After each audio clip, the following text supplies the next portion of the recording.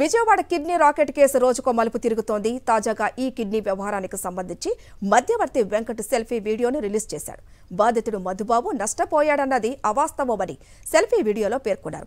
1,10,000తో పాటు సర్జరీకి ముందు మధుబాబుకు 7 లక్షలు ఇచ్చారని పేర్కొన్నాడు.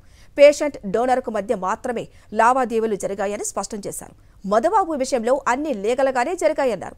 ఈ కిడ్నీ రాకెట్ ఘటనపై పోలీసులు సమగ్ర దర్యాప్తు జరపాలని సెల్ఫీ వీడియో ద్వారా పోలీసులకు విజ్ఞప్తి చేశాడు. 2 రోజుల నుంచి మారిమోగిపోతున్న పేరు విజయవాడలో కిడ్నీ కలకలం, కిడ్నీ రాకెట్ అని మీరు చెప్తున్న వెంకట్ని నేనేమి దందాలు రాకెట్లు ఏమి నడపట్ల. నేను ఓన్లీ సాధారణ మనిషిని. ఇప్పుడు మధుబాబు తను కిడ్నీ ఇచ్చాడు, తను ఇదైపోయాడు, నష్టపోయాడు అనేసి మీరు 2 రోజుల నుంచి తను చూపిస్తున్నారుగా. అవతల వాళ్ళు చేపించిన వాళ్ళు ఎవరు ఏంటి ఇదని మీరు కనీసం ఎంక్వైరీను ఇది కూడా చేసుకోకుండా మీ ఇష్టం వచ్చినట్టు రాకెట్లు దందాలు ఇది చేస్తే మరి మీరు ఇస్తున్నారు. మధుబాబే మెయిన్ ఫ్రాడు. తను ఆల్రెడీ ఇప్పుడు నేను ఈ పనుల్లో చేసేది ఓన్లీ అఫిడవిట్లు, పేపర్ వర్కు, కమిటీకి లీగల్గా కావాల్సిన గైడ్లైన్స్ ఇది మాత్రమే నేను ఈ సలహాలు సూచన వాళ్ళకి చెబుతాను. దానికి నేను తీసుకునేది వేరే అఫిడవిట్లు ఇవన్నీ చేపిస్తే ఒక 20-30 వేలు.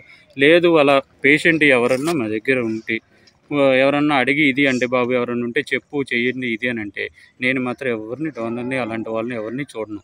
నాకు అసలు ఎప్పుడు ఎవరికి ఇది ఉండదు. వేరే ఎవరన్నా ఉన్నారు ఇది అని చెప్తే వాళ్ళకి పరిచయం చేయడం వరకే. అలా పరిచయం చేసి వీళ్ళు ఏదన్నా చేసుకోండి ఇది అనేసి ఒక సలహా ఇదిని చెప్పడం నేను చేసే పని వరకు అంతే. దాన్ని మీరు దందా అంటారో ఇంకా ఏదైనా అంటారో.